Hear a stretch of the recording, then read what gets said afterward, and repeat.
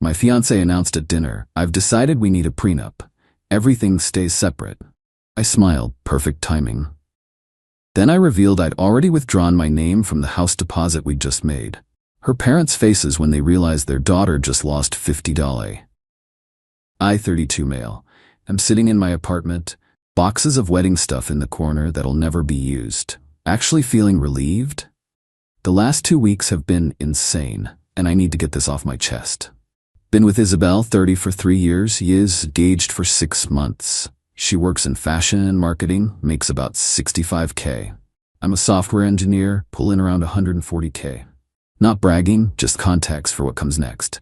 We'd been house hunting for months, finally found the perfect place last month. Needed work, but great bones, amazing neighborhood. Purchase price, $420K. We'd agreed to put down 20% to avoid PMI. That's 84Ks. Here's the split we agreed on. I'd cover 50K saved for years, she'd do 34K. Her parents were gifting her 30K, she had 4K saved. We'd own it proportionally, 60-40 based on our deposit contribution. Seemed fair. Signed the purchase agreement 2 weeks ago. Deposit was due in escrow within 10 days. I transferred my 50K immediately. Isabel said she was finalizing the transfer from her parents. Cool, no rush, we had time. Then came dinner at her parents' place last Sunday. Her mom, Lorraine, had made this whole fancy spread. Her dad, Harold, opened expensive wine. Should have known something was up. Halfway through dinner, Isabel clinked her glass. "So I've been thinking about our future, and I've made a decision." Thought she was about to announce wedding venue details or something. Nope. I think we need a prenup. Everything stays separate. What's mine is mine. What's yours is yours. Clean and simple. I put down my fork. "Okay, let's talk about it." Harold jumped in. "Smart girl. No offense, Ryan, but protecting assets is just good business." "No offense taken. I understand the concept." Isabel smiled. That smile she does when she thinks she's being clever. "I knew you'd understand. You're so logical. We'll keep our finances separate, file taxes separately, and if anything happens, God forbid, we each leave with what we brought." "Including the house?" I asked. "Well, no, the house would be joint. We're both on the deed, but I'm putting in 50K and you're putting in 34K. "Right, but once we're married, it's marital property. 50-50. The audacity. She wanted separation when it protected her, but joint ownership when it benefited her. "Interesting timing," I said. "When did you decide this?" "Oh, I've been thinking about it for weeks. Becca's divorce was so messy, you know. I want to avoid that drama." Weeks. She'd been planning this for weeks, while I was transferring 50K. "Actually," I said, pulling out my phone, "this is perfect timing." "What do you mean?" "Well, since you want everything separate, I went ahead and withdrew my name from the house purchase yesterday." Dead silence. Lorraine spoke first. "What do you mean, withdrew?" "Called the escrow company, explained I was no longer proceeding with the purchase. Since Isabel hadn't deposited her portion yet and we're not married, I was able to withdraw my funds. The 50K is back in my account." Isabel's face went white. You can't do that." "Did it yesterday. Here's the confirmation email." Harold's voice got tight. "But we already transferred the money to Isabel. Then she can proceed with the purchase solo. Her credit, her funds, her house, clean and simple, right? I can't get approved for 420K on my salary." Isabel's voice was rising. "Then find a cheaper house." "But we already signed." "We signed. Now it's just you. I formally withdrew. You have 72 hours to complete the deposit or you lose the house and the 5K earnest money." Lorraine stood up. "This is manipulation." "No, this is exactly what Isabel asked for. Separate finances. I'm respecting her wishes." Isabel was doing the math in her head. "I need your $50. The loan was approved based on both our incomes." "But you just said, what's mine is mine, what's yours is yours." "That's after we're married." "Oh, so you want my money now, but protection from my debts later?" Harold tried the authority voice. "Young man, you're going to fix this." "No, I'm not. Isabel wants financial independence. She's got it." Isabel started crying. "The seller will sue us. They'll sue you. My name's off everything. Your signature is still on the purchase agreement." The room exploded. Lorraine calling me selfish. Harold threatening legal action. In a rav, Isabel ugly crying about her dream house. I stood up. "Thanks for dinner." "Isabel, Let me know what you decide about the house. You have about 68 hours left. Left them there and drove home. Phone blew up immediately. 39 texts in an hour. Didn't read them. Here's the kicker. I found out later from a mutual friend that Isabel had been bragging to her girlfriends about her brilliant prenup plan. How she'd get me to pay for most of the house, but keep her family money protected. She'd literally called me a wallet with a ring. Well, this wallet just closed. Update 1. The desperation has reached comedy levels. First, the house situation imploded. Isabel couldn't get approved for a $420K loan on her $65K salary. She tried everything. Different banks, mortgage brokers, even hard money lenders. Best she could get approved for was $200K. She lost the house. And the $5 earnest money. Her parents were furious. Not at her, of course. At me. Harold actually showed up at my office building Monday morning. You cost us $35,000. The $30K gift, plus the $5K earnest money. I cost you nothing. I withdrew from a purchase before marriage, which is my right. You knew she couldn't afford it alone. Then maybe she should have thought about that before demanding separate finances. This isn't what she meant. It's exactly what she said. I have it in text, showed him her message. Everything separate, clean and simple. What's mine is mine, what's yours is yours. He actually tried to grab my phone. Security got involved. He was escorted out. Tuesday, Isabel sent her friend Jade to negotiate. We met at a coffee shop. She's willing to compromise, Jade said. How about a prenup but the house is joint? How is that a compromise? That's exactly what she originally wanted. No, she's giving up some things, like she'll share streaming accounts. I actually laughed. Streaming accounts? She wants my $50K for a house, but offers Netflix access? You're being unreasonable. I'm being consistent. Separate means separate. She loves you. She called me a wallet with a ring. Jade's face went red. Who told you that? Doesn't matter. What matters is it's true, isn't it? She couldn't deny it, just mumbled about jokes between girls. Wednesday, Isabel tried the nuclear option. Posted on social media about how her dream home was stolen by someone who couldn't handle a strong, independent woman protecting herself. The comments didn't go how she expected. Wait, you wanted a prenup but also wanted him to pay more for the house? Girl, that math ain't mathing. You wanted separate finances but joint property? Make it make sense. One of her coworkers actually commented, "Didn't you say you were getting him to pay for most of it?" She deleted the post within 2 hours. Thursday was the best. Her parents invited me to dinner again.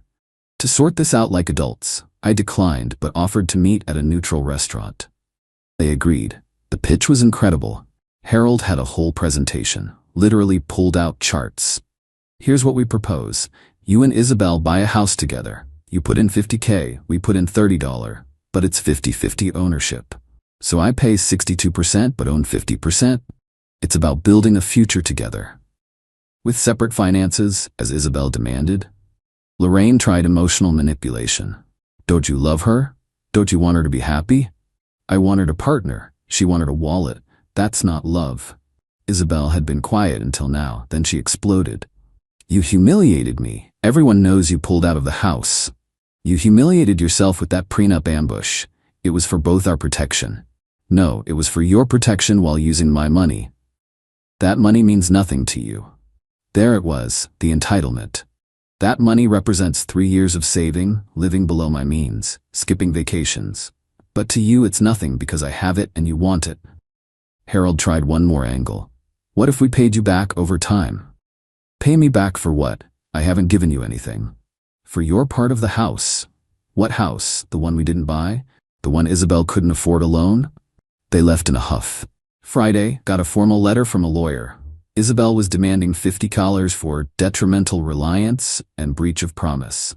My lawyer, yes, I got one, laughed for 5 solid minutes. Sent back a letter explaining that 1. No money changed hands between us. 2. Withdrawing from a purchase before marriage isn't breach of anything. 3. Her own texts prove she wanted separate finances. 4. Detrimental reliance requires reasonable reliance, and expecting someone to pay for a house while demanding financial separation isn't reasonable. Haven't heard from that lawyer again. Update 2. The escalation went from desperate to delusional. Isabel started telling everyone I'd financially abused her. Created this whole narrative about how I'd trapped her into losing her dream house. Conveniently left out the prenup ambush. Her flying monkeys came out in force. Her book club friends, yoga squad, even her hairdresser messaged me about doing the right thing. My response was consistent. She wanted separate finances. She got them. Then she made a tactical error. She went to my mother. Now my mom is a retired family court judge. She's seen everything. Isabel thought she could manipulate her with tears and sob stories. Mom called me afterward. That girl is something else. She actually said, and I quote, "I just wanted to protect myself while building our future with his money." Does she hear herself? What did you tell her? That she should be grateful you showed this much restraint. In my courtroom, I've seen men lose much more to much worse. But the real drama came when Isabel tried to salvage something from the mess. She found another house, smaller, $250K in a less nice area. Wanted to restart our plans. Texted me. Found a cute starter home. You could put down 30 Qley, I'll do 20K. Fresh start? We're not together anymore, Isabel. What? Because of one fight? Because you showed me who you really are. I'm trying to compromise. You're trying to get my money, again. She showed up at my apartment that night, with her parents, and a realtor. They'd printed out listings. "We can tour tomorrow," she said, like nothing had happened. "Isabel, we're done. The wedding is off." That's when it hit her. Really hit her. "You're serious? Over a house? Over the prenup ambush? Over calling me a wallet with a ring? Over trying to use me while protecting yourself?" Harold stepped forward. "Now listen here. Sir, you're trespassing. Leave now or I call the police." Lorraine started crying. "We gave her that money for your future together." "You gave her that money, period. What she does with it is her business." The realtor, clearly uncomfortable, tried to leave. Isabel grabbed her arm. "Show him the listings." The poor woman looked at me. I shook my head. She fled. Isabel went full meltdown. "I did everything right. I was protecting our future." "You were protecting your future while spending my present." "That's what smart women do." "Then be smart with someone else's money." They left after more screaming. Several neighbors witnessed it. Building management sent me a letter about disturbances. I sent them the security footage of 3 people forcing their way into the building and camping outside my door. They sent Isabel a formal trespass warning. Final update. The aftermath was spectacular in its stupidity. Isabel tried to keep the wedding venue, thinking I'd cave and come back. Sent me an invoice for my half of the deposits, $8. I replied with screenshots of her everything separate texts. She lost those deposits too. Another $16K gone. Her parents had paid after the house fell through, thinking we'd reconcile. The engagement ring became a battle. She demanded I let her keep it since I'd humiliated her. Legal question. Who keeps the ring when the engagement ends? Answer. Depends on the state, but here, it's a conditional gift. Condition, marriage wasn't met, ring returns to giver. She refused to return it. I had to get a lawyer involved. She finally returned it, but had tried to swap the diamond for a fake. I had it appraised before giving it to her, and after getting it back. Caught red-handed. Her parents threatened to sue for the swap. I threatened to press charges for theft. Ring came back real quick after that. But here's the karma kicker. Remember that $30K her parents gave her? Well, the IRS has gift tax rules. Since they gave it to her, not to us as a couple, and it exceeded the annual exclusion limit, they owed gift tax on it. About $4K they hadn't planned for. Plus, Isabel had to pay income tax on it, since she couldn't prove it was for a home purchase. No house was purchased. Another $6K. So their $30 gift cost them almost $40K total and bought nothing. Isabel's now living with her parents. Lost her apartment because she'd given notice thinking we'd be moving to the house. Still posts about surviving betrayal and rising above toxic relationships. Last week, a mutual friend showed me her dating profile. It says, looking for a real man who isn't threatened by successful women. Must be financially stable and generous. The friend said she's been on dozens of dates. Moment she mentions wanting a prenup, but expecting the guy to pay for dates, dinners, trips, they leave. One guy apparently told her, "You want a sponsor, not a spouse." She complained to her friends that men today can't handle independent women. Jade, the friend who tried to negotiate, actually reached out to apologize. Said she didn't know about the wallet with a ring, comment, and other things until after. Apparently, Isabel had been planning this for months. Get me to buy a house, then prenup after to protect her asset value increase. The house we were going to buy sold to another couple for 400 Qley. Under asking, we would have gotten a deal. But we was never real. It was always me funding her dreams while she protected herself. My mom summed it up perfectly. She wanted a donor, not a partner. Thank God you found out before the wedding. I'm doing fine. Took that 50K and invested it, already up 8%. Dating isn't even on my radar right now, but when it is, I'll be looking for an actual partner. Someone recently asked if I regret how I handled it. Honestly, my only regret is not seeing it sooner. The entitlement was always there. The way she'd say, "You got this," whenever bills came. How she'd plan expensive trips, then look at me expectantly. The time she said, "What's the point of having a boyfriend who makes good money if he doesn't spend it?" I thought it was jokes. It wasn't. She wanted my wallet but not my name. My money but not my problems. My assets but not my liabilities. She wanted, "What's mine is mine, what's yours is ours." Instead, she got exactly what she asked for: complete financial independence. From me. Forever. Edit. Since people keep asking, yes, the prenup conversation was real. Yes, she actually said those things in front of her parents. No, I don't think all prenups are bad. They can protect both parties. But using one to scam your partner while spending their money? That's just trashy. My fiancé announced, "My ex is my man of honor at our wedding or there's no wedding." I calmly said, "Your choice." Then I canceled the venue, refunded the guests, and sent her a bill for my half. When her ex found out he'd be paying for the wedding instead, Original post: I, 32 male, was supposed to get married in 6 weeks. Was, past tense. Been with Jessica, 29, for 4 years, engaged for 1. Wedding planning had been going smoothly. Venue booked, catering sorted, invitations sent. We'd already dropped about $28,000 total, split roughly down the middle. Last Tuesday, Jessica sat me down with what she called something important to discuss. She had this serious look on her face like she was about to tell me someone died. Derek needs to be my man of honor. Derek. Her ex-boyfriend from college. The guy she dated for 3 years before we met. The one who remained such a good friend that he's at every birthday party, every holiday gathering, every random Tuesday night when she needs someone to talk to about her work drama. Your ex-boyfriend, I said slowly. You want your ex-boyfriend standing next to you at our wedding. He's my best friend, Tom. You know this. We've been through everything together. Everything, including a 3-year relationship that ended because he cheated on you with your roommate? She waved that off like it was ancient history. That was 7 years ago.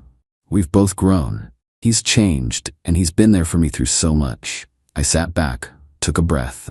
Jess, I've been patient about Derek. I've been cool with the friendship even though it makes me uncomfortable, but standing up at our wedding, that's a different level. Her face hardened. This is non-negotiable, Tom. Either Derek is my man of honor, or there's no wedding. The silence stretched between us. She was actually serious. After 4 years together, after all the planning, after the deposits and invitations, she was willing to throw it all away if her ex couldn't stand next to her while we exchanged vows. Your choice, I said quietly. She blinked. What? You heard me. Your choice. Derek as man of honor or no wedding. You decide. I already told you my decision. Okay then. I stood up. No wedding it is. Tom, wait, you're being ridiculous. You're really going to cancel our wedding over this? I'm not canceling anything. You just did.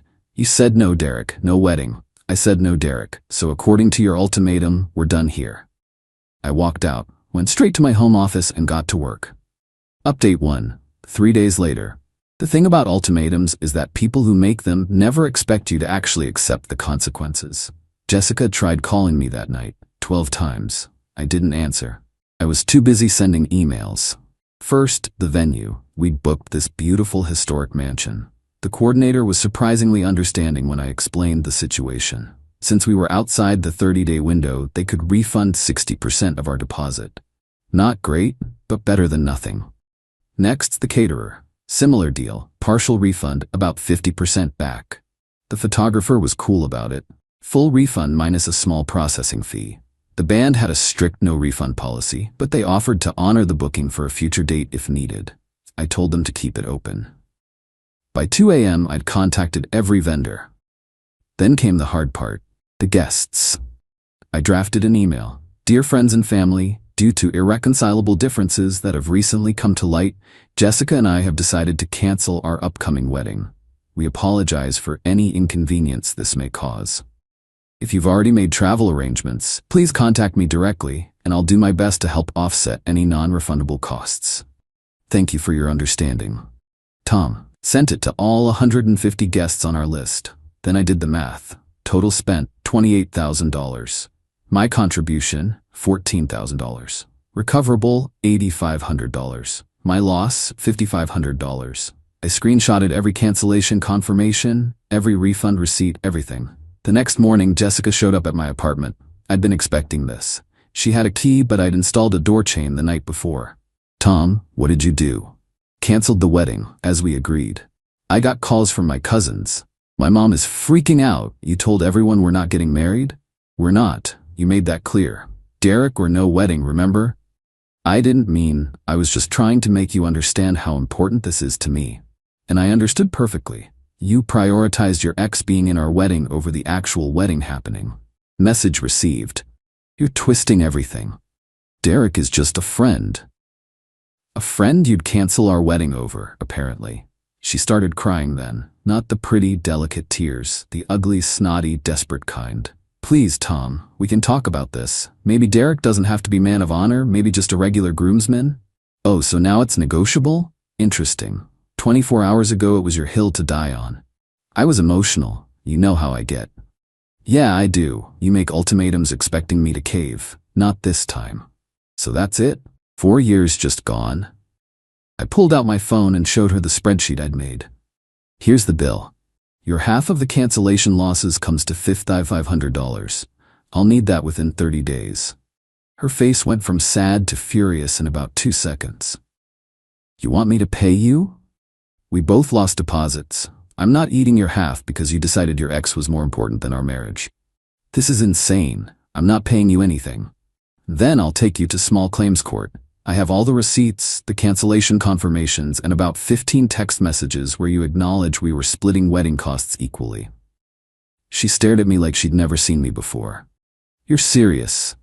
Dead serious. You made your choice. These are the consequences. She left, slamming the door so hard the chain rattled. Update 2, 1 week later. The entitlement escalation was swift and spectacular. First, Jessica's mom, Linda, called. I actually liked Linda before this. She'd always been reasonable. Not anymore. Tom, sweetheart, Jessica explained everything. This is all a big misunderstanding.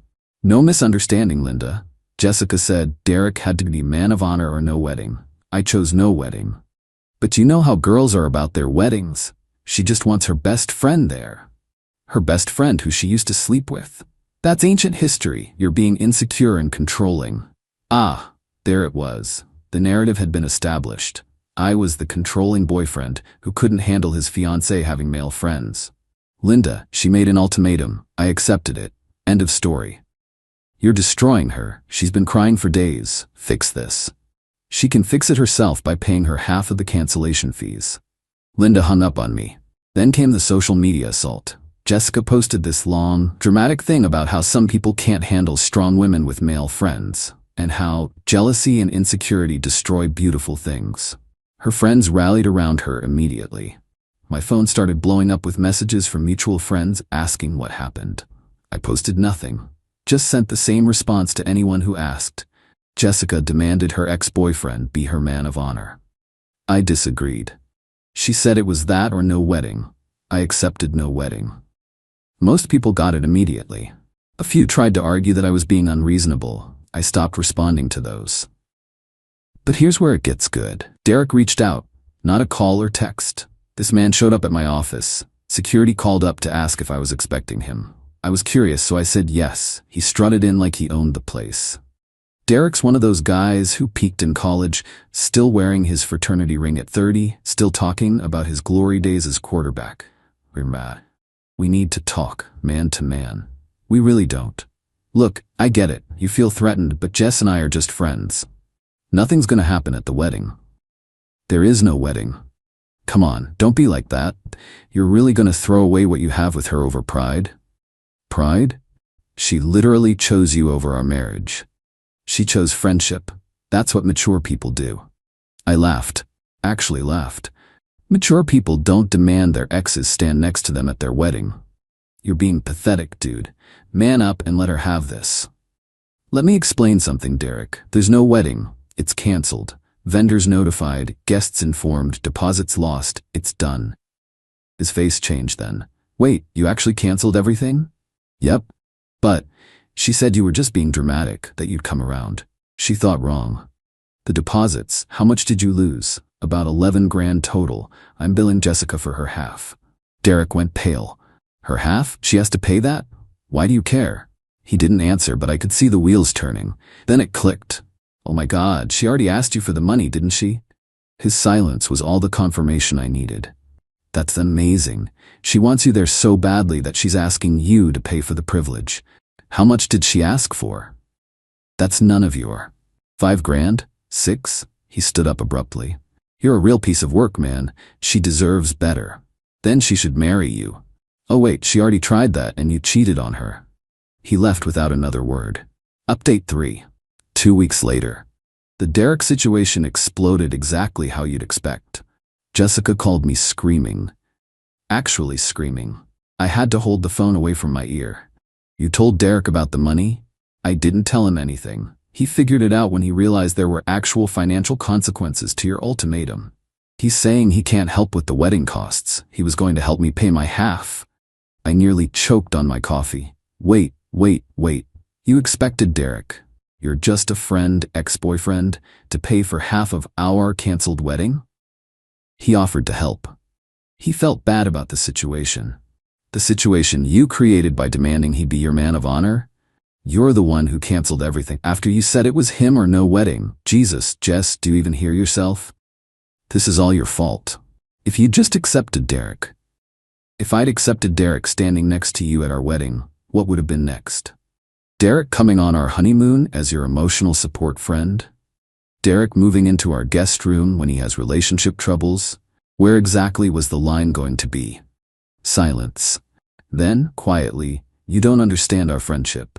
You're right. I don't understand being so committed to an ex that you'd throw away your future marriage for him. I wasn't throwing it away. I just wanted... You wanted to have your cake and eat it too. You wanted me to be the stable, reliable guy who pays half the bills and Derek to be... What? Your backup plan? Your emotional affair partner? How dare you? Pay me my money, Jessica. You have 2 weeks left. I hung up. The next day I got a call from a number I didn't recognize. It was Derek's girlfriend, Ashley. Yeah, Derek had a girlfriend this whole time. Is this Tom? Yeah. I'm Ashley, Derek's, ex-girlfriend now. I wanted to thank you. Thank me? I've been suspicious about him and Jessica for months. When he came home ranting about wedding deposits and how you were being unreasonable, I made him show me his texts with her. And? Let's just say they weren't appropriate for just friends. I dumped him on the spot. I'm sorry you had to deal with that. Don't be. You did me a favor. Also, thought you should know, Jessica's been telling people you were abusive and controlling throughout your relationship. Derek's been backing her up, saying you isolated her from her friends. Of course she has. I'm happy to set the record straight if you need me to. I have screenshots of their texts. Nothing explicitly sexual, but definitely emotional affair territory. I appreciate that, but I'm good. Let them tell whatever story they want. People who matter know the truth. Ashley laughed. You're handling this better than I would. I'm just tired. 4 years of competing with her ex-boyfriend was enough. For what it's worth, you dodged a bullet. Any woman who needs her ex that badly has issues. Update 4. 3 weeks later. Jessica's final attempt at manipulation came through her dad, Robert.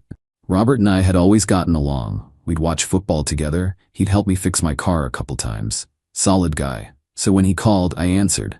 Tom, can we grab a beer? Just want to talk. We met at a sports bar downtown. He looked tired. I'm not here to change your mind, he started. I just want to understand what happened. I told him everything. The ultimatum, Derek as man of honor, the cancellation, the money. He listened, ordered another beer and sighed. She gets this from her mother, he said finally. The ultimatums, the dramatics. Linda pulled the same crap with me for years. Really? Oh yeah. Either we buy the house I want, or I'm moving back to my mother's. Either your brother stops coming to Thanksgiving, or I'm not cooking. Always something. How'd you handle it? Poorly. Gave in every time. Enabled it. And now look, Jessica thinks that's how relationships work. We sat in silence for a moment. The Derek thing, Robert continued. I never liked it. Told both Linda and Jessica it was inappropriate. Got overruled. You knew about him being man of honor? Found out last month. Told Jessica it was a bad idea. She said you were fine with it. She lied. Yeah, I figured that out when you canceled everything. He pulled out his wallet. How much does she owe you?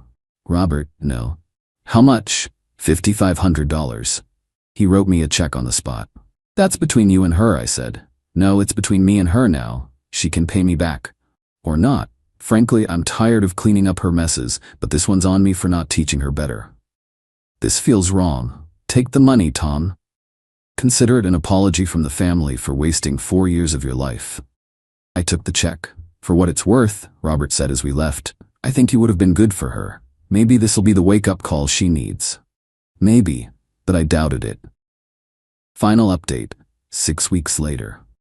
The wedding date came and went. I spent it fishing with my brother. Peaceful day, no drama. Perfect. Jessica tried one last Hail Mary the night before what would have been our wedding. Showed up at my door at 11 p.m., dressed in the little black dress I'd bought her for her birthday. The one she knew I loved. I didn't remove the door chain. Tomorrow was supposed to be our day, she said softly. Yeah, well, I made a mistake. Several, actually.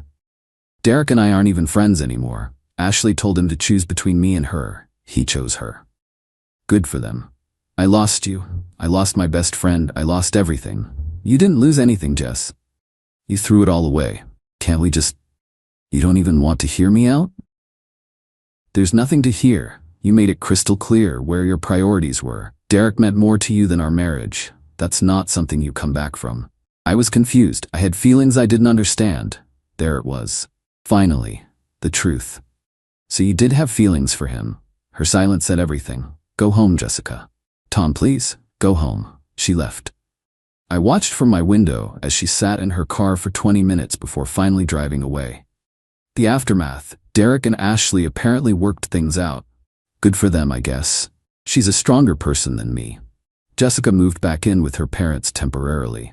Robert told me she's in therapy now, working on boundary issues and emotional dependency. Maybe she'll figure it out, maybe not. Not my problem anymore. Linda still thinks I'm the villain. Posted some passive-aggressive thing about men who can't handle strong women on Facebook. I blocked her. My boys threw me an unwedding party on what would have been the reception date. We went paintballing, ate too much barbecue, and nobody mentioned Jessica once. It was perfect. I kept the engagement ring, sold it last week, used the money for a solo trip to Iceland I'd always wanted to take. Posted one photo of the Northern Lights. Jessica viewed my Instagram story within minutes, still checking up on me, I guess. People ask if I regret it. If I should have just let Derek be in the wedding party to keep the peace. Hell no. The second she made that ultimatum, she showed me who she really was. Someone who'd hold our entire relationship hostage to keep her ex in her life. Someone who'd rather lose me than set a simple boundary with Derek. The wedding would have been beautiful. The marriage would have been a disaster. I saved myself years of competing with a ghost, of wondering what was really going on during their friend hangouts, of being the third wheel in my own relationship. The $500? Worth every penny for the lesson learned. When someone shows you their priorities, believe them the first time. And when they make an ultimatum thinking you'll cave, call their bluff and walk away with your dignity intact. My fiancé announced, I booked us on Cheater's reality show. Film crew follows you for a week starting tomorrow. I'd never cheated. I said, should be boring then. Then I called the show, volunteered her phone records instead, and they found her affair. When the cameras showed up and surprised her with her side guy, I, 35 male, was making breakfast when my fiancé walked in with her phone, grinning like she'd won the lottery. Guess what I did? 3 years together, 8 months engaged, wedding in 4 months. I should have known that smile meant trouble. What? Remember that show Exposed, the one that catches cheaters? My stomach dropped. Yeah, I signed us up. Well, I signed you up. The camera crew starts following you tomorrow morning at 6 a.m. For a whole week, they're going to document everything. I put down the spatula. Why would you do that? Because you're always working late, always on your phone, always with emergencies. I need to know the truth. The truth is I'm a project manager at a software company. Late nights happen. You've known this since we met. Well, now I'll have proof you're not cheating, or proof that you are. Either way, I'll know. She was so pleased with herself. Literally bouncing. The cruise starts at 6 a.m. tomorrow. They follow you everywhere for 7 days. Then we film the big reveal episode where I get to see all the footage. I stared at her. You're serious? Dead serious. I already signed the contracts. They're locked in. Something clicked in my brain. People who accuse you of cheating out of nowhere should be boring then. I don't cheat. We'll see. She actually giggled, then left for her Saturday morning yoga class. I stood there for maybe 2 minutes. Then I Googled the production company, called the number, got a receptionist. Hi, my fiancé just signed me up for your show Exposed. I'm supposed to be followed starting tomorrow. Oh, yes, we have your case file. She submitted evidence of suspicious behavior, very concerned about infidelity. Here's my question. If she can sign me up to be investigated without my knowledge, can I sign her up the same way? Pause. That's an unusual request. I'll volunteer everything, my phone, my computer, my work schedule, my emails, complete transparency, but I want the same for her. Fair's fair, right? Hold on. She put me through to a producer, guy named Rick. This is Rick. You want us to investigate your fiancé instead? In addition to, she wants to catch me cheating. I've never cheated, but she's been acting weird for months. Defensive about her phone, new gym routine, yoga classes at odd hours. I think she's projecting. Projecting? Accusing me of what she's actually doing. Silence. Then, if we found evidence of her cheating, would you consent to us filming the confrontation? Absolutely. Even if it airs on TV, she signed me up for TV. She gets what she signed up for. More silence. We'll need her phone access. She keeps her passcode in our shared notes app. Cloud backup too. I'll send everything, but I want this to be a surprise, just like she surprised me. This is highly irregular. So is ambushing your fiancé with a camera crew. Check her phone. If I'm wrong, I look paranoid and stupid. If I'm right, you get better TV than following me to boring meetings all week. Rick laughed. Send me the information. If we find something, we'll pivot the whole show. Sent him everything. Her phone passcode, her iCloud login, her car's GPS history, all of it. Then I texted her. Hey babe, just FYI, I'm totally fine with the show. Nothing to hide. This'll be fun. Her response. See? That's what I wanted to hear. Love you. Sure you do. That night, her phone buzzed while she was in the shower. Text preview on the lock screen from Danny, Jim. Thursday night, still good? My place at 10? Thursday night. My actual late work night. When I'm genuinely at the office until 9 p.m. Took a photo of the text preview. Sent it to Rick. His response, oh, this is going to be good. Update 1. The crew showed up at my place at 6 a.m. Sunday. 3 people. Camera operator, sound guy, and Rick the producer. My fiancé was jitty. Made them coffee. Chatted about the show. I'm so excited to finally know the truth, she said. Rick smiled at her. Truth is definitely coming. Before we start, updated consent forms. Legal requirement. She signed without reading. I read every word. Lots of language about any party involved, and evidence discovered during filming, and right to air all footage obtained. The crew followed me around all day Sunday, filmed me doing laundry, grocery shopping, watching football, absolutely riveting television. Monday, they followed me to work, sat in on my meetings, filmed me eating a sad desk salad for lunch, watched me stay until 7 p.m. for a deadline. My fiancé texted around 5. Anything interesting happening? Me, just work. Told you it'd be boring. Tuesday, more of the same. The crew was clearly getting bored. Rick pulled me aside during my lunch break. We went through her phone. My heart rate spiked. And guy named Danny, personal trainer at her gym. They've been together for 7 months, meeting at his apartment every Thursday night and Sunday mornings during her yoga classes. 7 months. Over half our engagement. The texts are explicit, and there's a lot of discussion about your income, your job, your family's money. What kind of discussion? Rick showed me his phone. Screenshots of her text to Danny. He makes $140,000 and his parents are loaded. If once we're married, I can divorce him in a year and get my share. Why wait, Danny? Because the wedding's already paid for and his family will give us money as gifts. I'm thinking at least $50 in wedding gifts, plus his 401k has like $200 in it. I felt sick. There's more, Rick said. A lot more. We want to confront her Thursday night, at Danny's apartment. You up for it? What's the plan? We tell her we're filming B-roll of you working late. She thinks you're at the office. We set up at Danny's place. When she arrives, we're waiting. She'll lose it. Yes, she will. That's kind of the point. Wednesday, the crew followed me through another boring workday. My fiancé texted, "They're finding nothing, aren't they, lol?" Me, I told you, I'm boring. Her, well, the week's not over yet. Thursday came. I went to work like normal. The crew stayed behind to get establishing shots of our apartment. Around 9 p.m., Rick texted, "We're set up at Danny's. She's on her way. You coming?" Me, wouldn't miss it. I drove to the address. Apartment complex on the north side. Danny's place was on the second floor. The crew was set up in the stairwell with cameras. Rick had one camera operator actually inside Danny's apartment with him. Danny had no idea what was coming. "How'd you get him to cooperate?" I asked. Told him we're filming a fitness segment. He thinks he's going to be on TV showing off his training techniques. At 9:47 p.m., her car pulled into the lot. Rick handed me an earpiece. "You'll be able to hear everything. When I give you the signal, come up."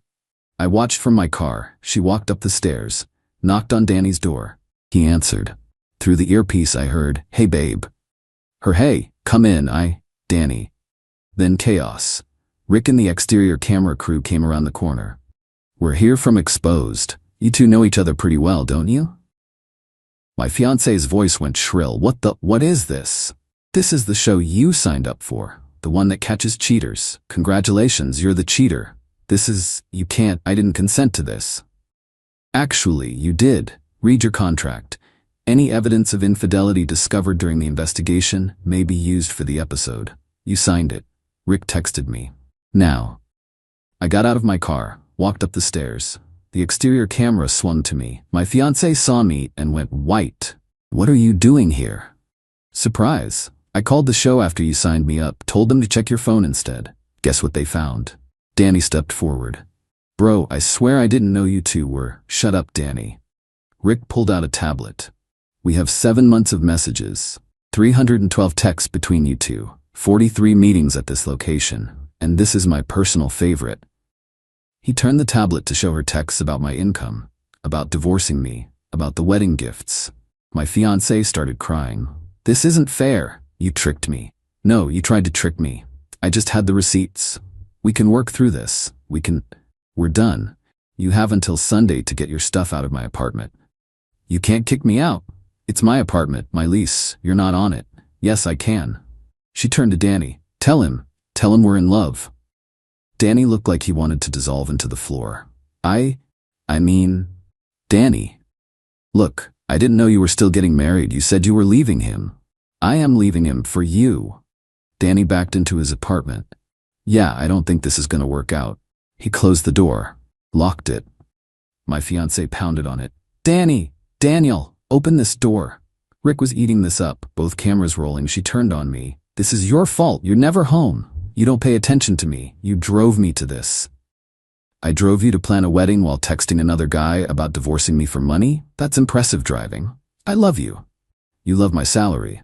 There's a difference." I walked away, got in my car, drove home. Rick called 10 minutes later. "That was amazing television. The episode airs in 2 weeks. You're going to be very popular." "Great.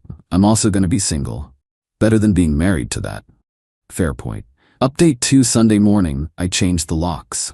Called a locksmith at 7 a.m., had new keys by 9. My fiancée showed up at 11 with her mom and sister. I had my brother there as backup.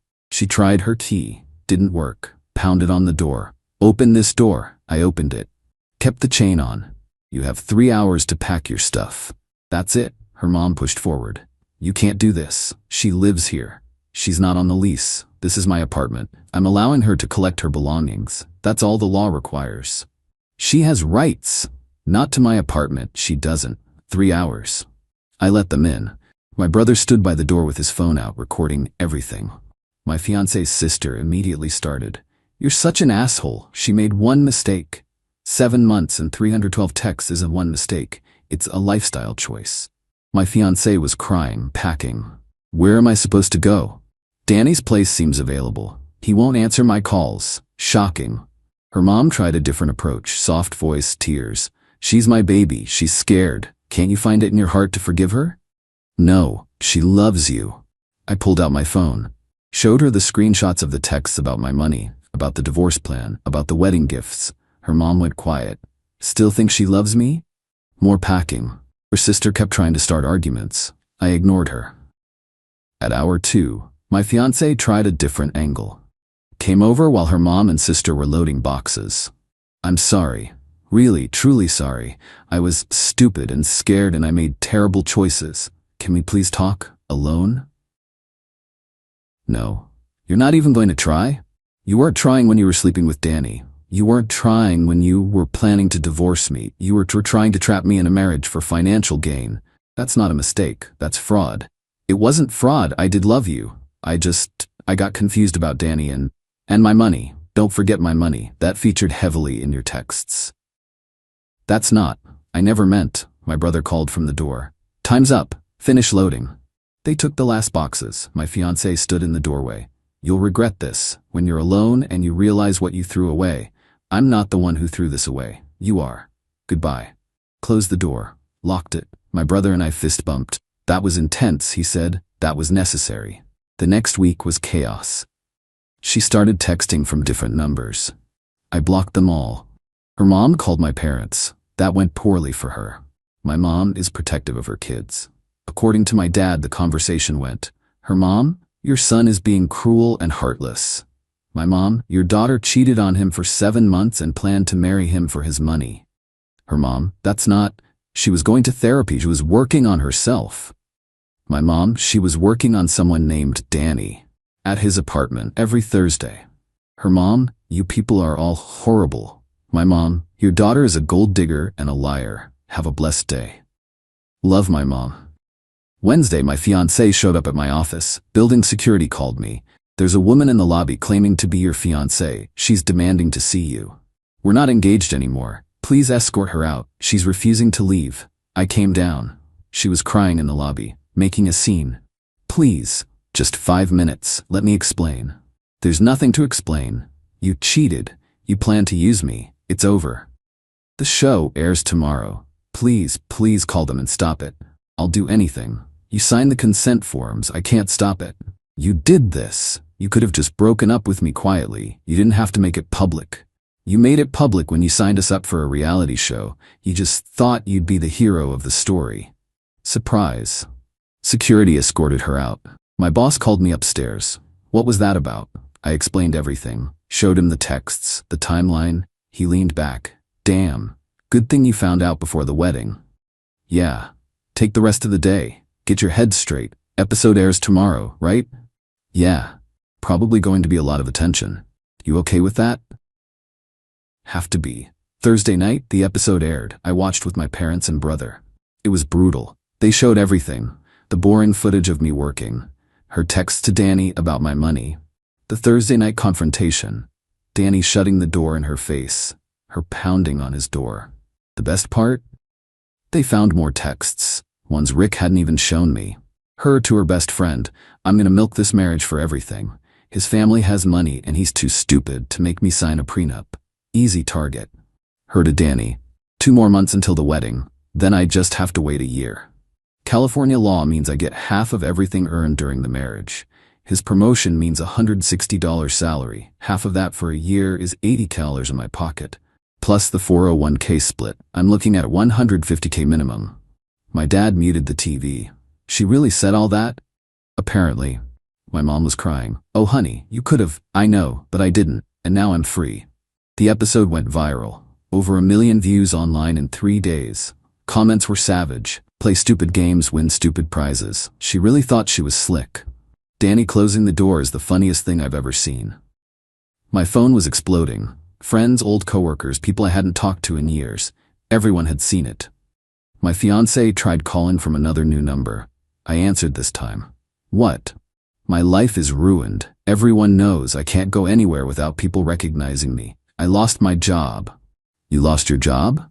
They said having public moral scandals reflects poorly on the company. This is your fault. No, this is your fault. You cheated. You planned to use me. You signed up for a TV show. These are consequences of your actions.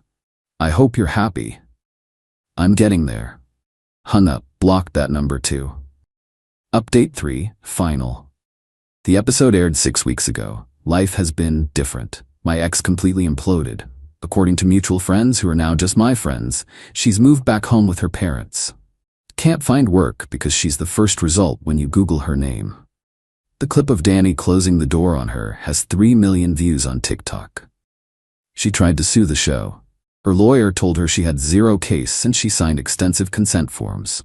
She tried to sue ME for orchestrating her public humiliation. That got dismissed in 10 minutes. Judge literally said you can't sue someone for the consequences of your own freely chosen actions. Her mom sent a cease and desist to my parents demanding they stop slandering her daughter. My dad's lawyer sent back a letter that basically said, truth isn't slander. Have a nice day. Danny lost his job at the gym. Apparently, that guy from the cheating show isn't great for business.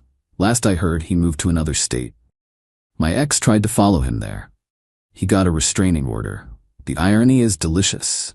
The ring became a whole saga. It was $6,200. She refused to return it. My lawyer said I could pursue it, but it would cost more in legal fees than it was worth. I told him to send one letter demanding its return within 30 days or face small claims court.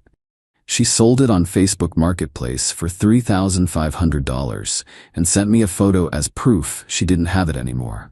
My lawyer included that in our file. Pretty sure that's going to hurt her if we ever end up in court again. Work has been surprisingly good. Got promoted 2 months after the episode aired. $18 raise. My boss said the whole situation showed grace under pressure and good decision-making skills. Who knew being publicly cheated on would help my career? The TV show wanted me for a Where Are They Now special. I declined. Had my 15 minutes. Don't need 30. Been on some dates. It's weird. Women either think the whole thing is hilarious and I'm brave, or they think I'm vindictive and went too far. No middle ground. Met someone at a friend's barbecue last month. She'd never heard of the show. When she Googled me later and found it, she texted, "Just watched your episode. Your ex is insane. Want to get coffee?" We've been seeing each other for 3 weeks, taking it very slow.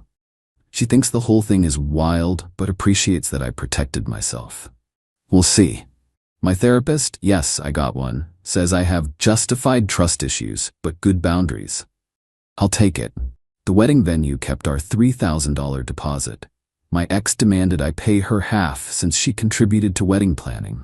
I laughed and showed my lawyer the texts about her planning to divorce me for money.